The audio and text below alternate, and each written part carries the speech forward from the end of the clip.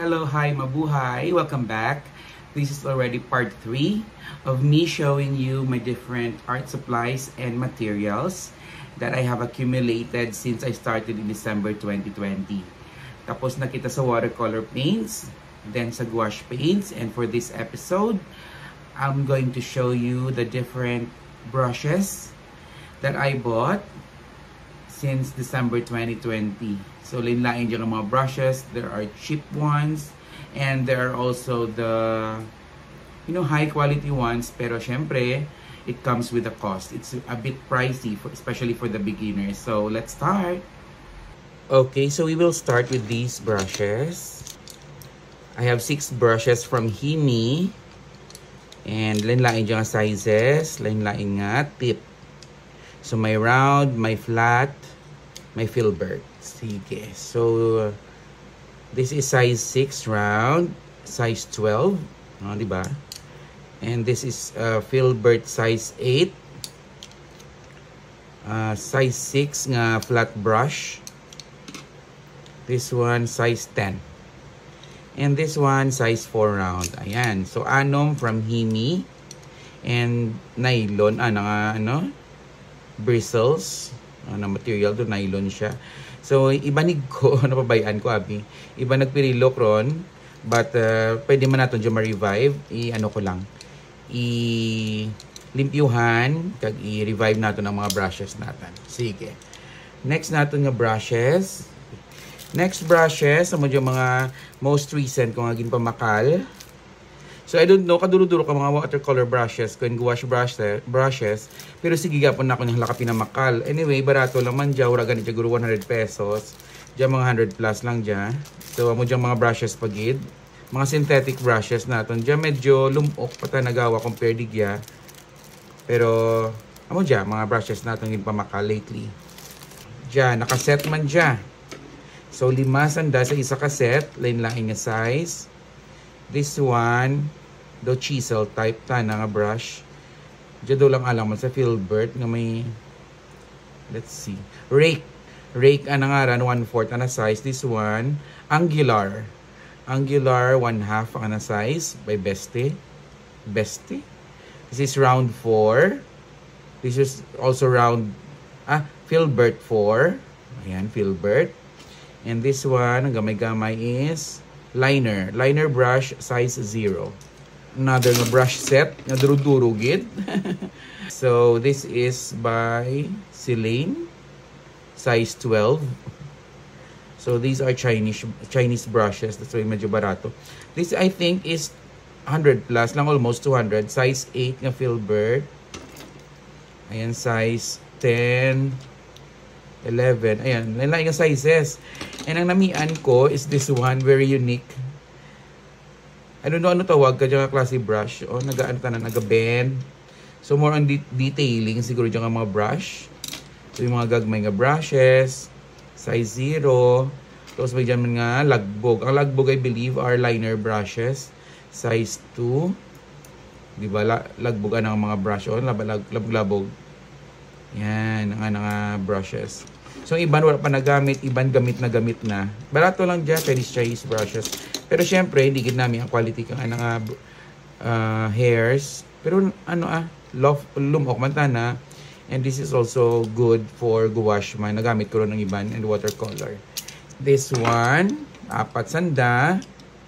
Anajakang Princeton Art and Brush Company. Pero do synthetic man siya, pero do gagmay siya nga, do halos nylon man. Pero very soft na compared sa mga nylon nga brushes nga baratuhon. Ayan. And another set, I also have these Montmartre brushes nga nabakal ko man sa Shopee. So, nadura rin ang darawa.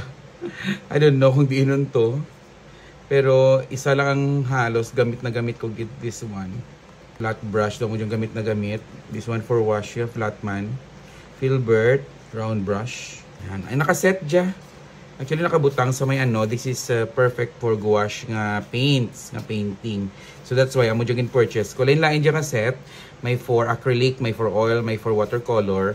And this one is for gouache. So nakabutang ta na sa nami nga case. Perfect. Ano mo yung mga mahal nga brushes nga pamakal ko ron. Kay this is actually a Princeton brush. So amo gyang mga brands nga nami sa mga watercolor brushes. And some of these nagamit ko man sa akon nga gouache, and I really like these brushes. Kanami nga mga brushes. So sa Princeton may 5 ako, dalawa ang Aqua Elite na series. So it's round number 4 and 3/8 nga dagger. Oh, sexy ta na do duga pa angle ta na usually pwede usually ginagamit ka watercolor paint artist sa leaves or sa petals ka flowers, and kung ano man nga gusto mo gamitan. Tama ka soft ka nga na hairs. Ayan, kanami kang hairs kang brush kang Princeton, very soft. Ayan. This one lain naman dyan nga series ta na kang Princeton Velvet Touch ta na dyan nga series. This has the long handle, dito na mga mugo lang handle, pero nami siya sa mga detailing kay do mas makontrol mo dyan nga brush. And kanami kang texture kang brush, it is called Velvet Touch. Kay kung i-touch mo ta na kanami do may ano na do velvet na nga ito mo ng tela ka velvet, or do basta kanami kang brush nami siya i-handle. So kung magbakal man ako kang Princeton brush, I think I would add more of this Velvet Touch. Pero medyo mahal, ka-pricey ka dyan. Then I have 3 silver brushes. Silver Black Velvet and Silver Silk 88. So dalawa ka Silver Silk, 0 round and 2 rounds. So ano ta na do nylon ta na synthetic dyan ta na do human hair gawa ta na dyan.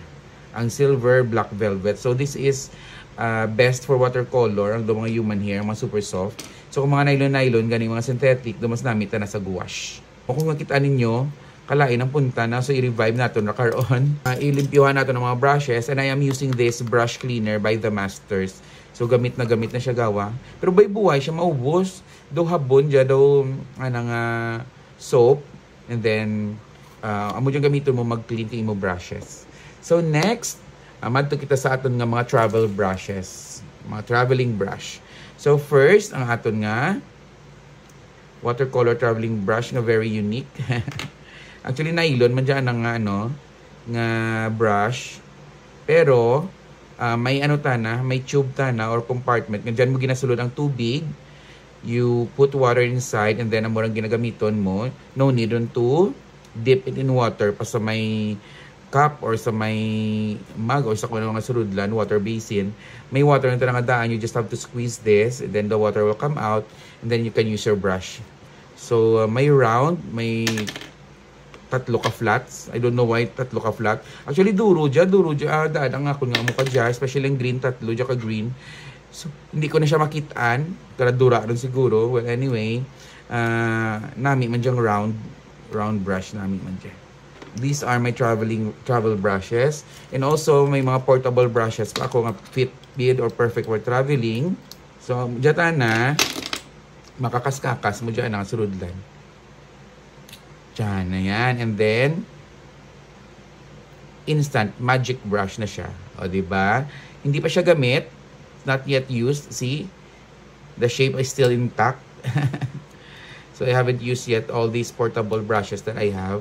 So let's see the other one. So this is one round. O see? Ang dulo niya intact pa. Still the same shape. Nice shape. So I'm going to use this for, when traveling and doing paintings kung nag-travel ako. This one is number 6. See? And another one is number 4. Yan. Ayan. Okay, so these are my portable brushes, travel brushes. Amo lang itong mga sets nga usually ginagamit ko. Pero, aside from that, may mga nakolek ako nga brushes and I don't know kung diin ko dyan napamuol. Kung diin dyan, siguro pa makalkota na. Pero wala natin mga mga iban nga set of the same brand. So they are of different brands. Jagali I have 2 here. The 10 and the 12, they are of the same brand. So maybe I bought this individually. Pa isa-isa ko siya ginbakal. This one is by Montmart. It's mop brush. See? This one is round brushes. These are round brushes. This one, Royal and Long Nickel. Siguro pa isa-isa ko siya ginbakal. That's why wala natin mga imaw, ng iban. Mostly Chinese brands. Ay, it's very unique, oh. I haven't tried this yet. Oh. Sige. Oh, di ba may ano pa? May cap pa or may protective cap pa. Ayan. Let's remove it. Ayan. Good for detailing. Ayan. So I have here more wash brushes. And last but not least, this one, Skyist 4 round. And another one, another set naging bakal ko. These are not brushes. These are palette knives. Usually gagamit ka dyan mga acrylic artists. Ginbakal ko dyan because of this tiny one, the number 1. Kaya ginagamit ko siya pang bungkal kang akon nga mga jelly cups sa gouache to balang ginpakita ko. Ginapang bungkal-bungkal ko. Amo lang dyan ginagamit ko. So if you want, kung sino dyan mga acrylic painters o sino dyan nga paint nga gusto dyan apat, itao ko dyan sa inyo. Just comment down kung if you want to have this. I'm gonna give this to you. Kaya wala ko kita na ginagamit. I'm only using this number 1. So again, kung sino gusto ka dyan, just PM me or comment sa ako nga video para matao ko dyan sa inyo. Ha? Apat lang kasi dyan ibilin ko dyan sa akon. So that's it, Pansit. We are done with the brushes that I have. Ang next natin yung episode, I will show you the different watercolor paper and sketchbooks na may dyan ako of different sizes. So see you next time. Thank you for watching again. Bye!